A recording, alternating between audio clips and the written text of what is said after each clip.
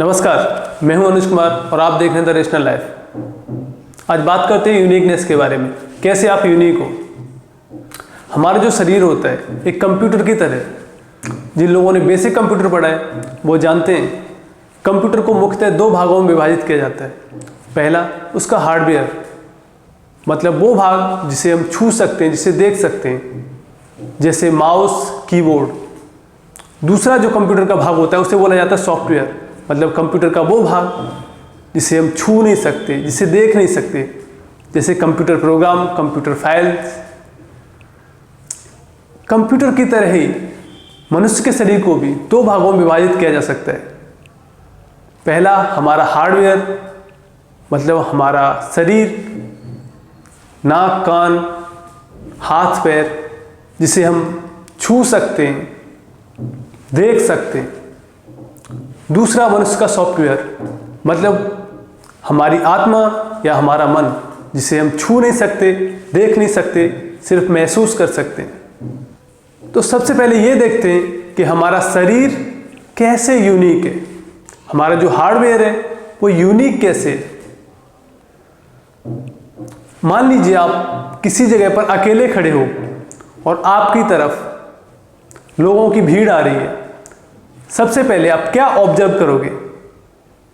यही कि सबके दो हाथ हैं, दो पैर हैं, एक सर है, सारे इंसान हैं, कोई अजीब नहीं दिख रहा है।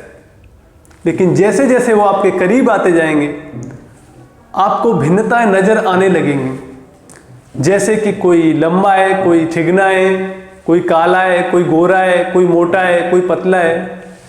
और जब वो आपके बिल्कुल करीब आ जाएंगे, जब आप एक एक व्यक्ति को गहनता से देखोगे, आप ये जान पाओगे कि सबकी नाक की बनावट अलग है, सबकी आंख की बनावट अलग है, सबके होठ, दांत, सब कुछ अलग है।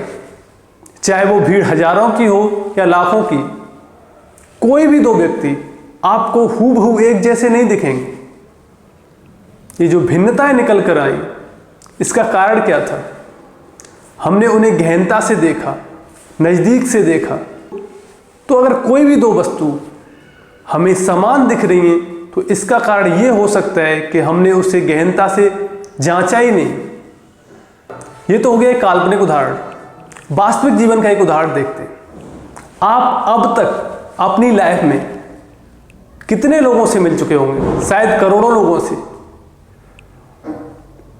ट्रेन में, बस में, मार्केट में, यहां तक कि इंटरनेट पे हम डेली हजारों लोगों से मिलते हैं।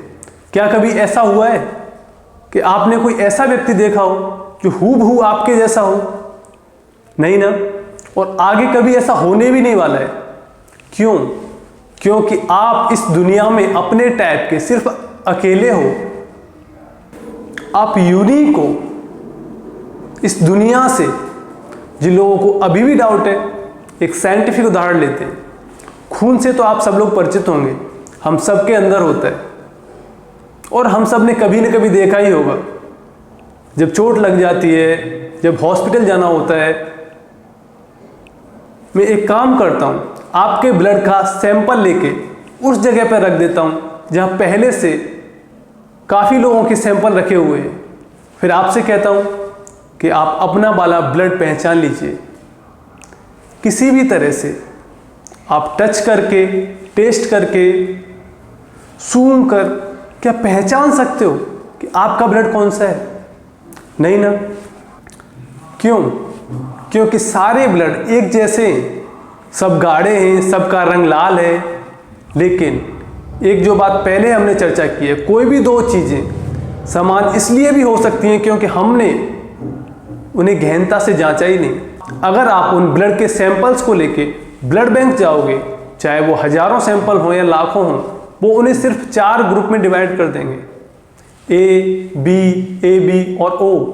जिन लोगों ने बेसिक बायोलॉजी पढ़ी है वो लोग जानते हैं ब्लड को मुख्यतः 4 ग्रुप में विभाजित किया जाता है। जब हम इससे आगे जांच करेंगे तो ये जो 4 ग्रुप है वो भी 2 सब ग्रुप में डिवाइड हो जाते हैं, A positive, A negative, B positive, B negative. ये जो भिन्नताएं निकल के आ रही हैं इसका कारण वही है क्योंकि हम परीक्षण कर रहे हैं, हम नज़दीक से जांच कर रहे हैं उसकी।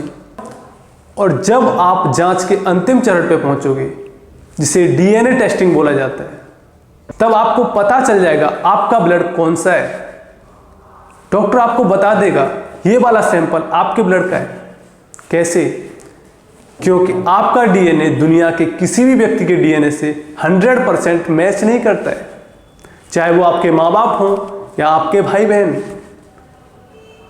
और तो और आप इतने यूनिक हो कि आपकी उंगलियों की जो लकीरें दुनिया में किसी से मैच नहीं करती। अगर ऐसा होता तो आधार कार्ड नहीं बन पाता। जब आपका फेस यूनिक है, जब आपकी वॉइस यूनिक है, जब आपके फिंगरप्रिंट यूनिक है, जब आपका डीएनए यूनिक है, तो आप सेम कैसे हो सकते हैं? आपका जो हार्डवेयर है, आपका जो शरीर है, दुनिया में सबसे यूनिक है। अब तक हम चर्चा कर रहे थे अपने हार्डवेयर के बारे में, अपने शरीर के बारे में। अब तक हमने ये देखा हमारा शरीर कैसे यूनिक है, हमारा हार्डवेयर कैसे यूनिक है।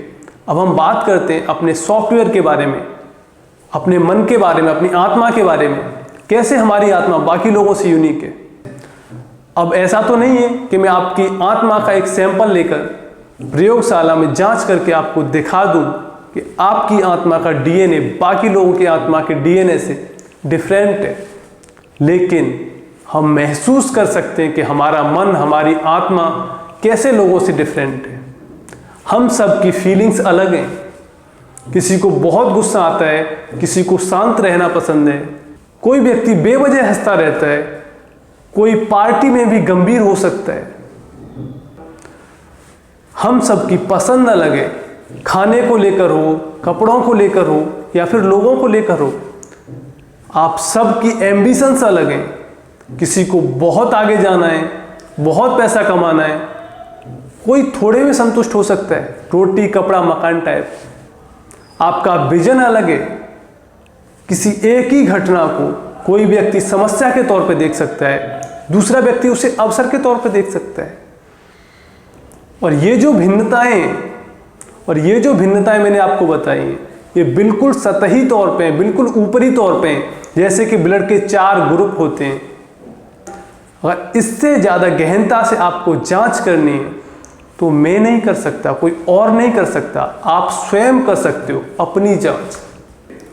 तो शुरू कीजिए खुद को जांचना और तब तक जांचिए जब तक कि आपको अपनी आत्मा का डीएनए प्राप्त न हो जाए।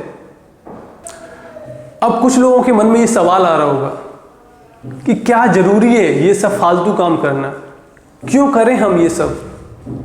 जरूरत है। अगर आप अपने आप को नहीं जानते तो इस दुनिया को क्या खाक जानोगे? अगर आप अपने आप को नहीं जानते, इसका मतलब यह है कि आप अपनी स्ट्रेंथ को नहीं जानते, आप अपनी वीकनेस को नहीं जानते। और अगर आप अपनी स्ट्रेंथ और वीकनेस को नहीं जानते तो कैसे फाइट करोगे, कैसे सरवाइव करोगे जिंदगी के हर मोड़ पे?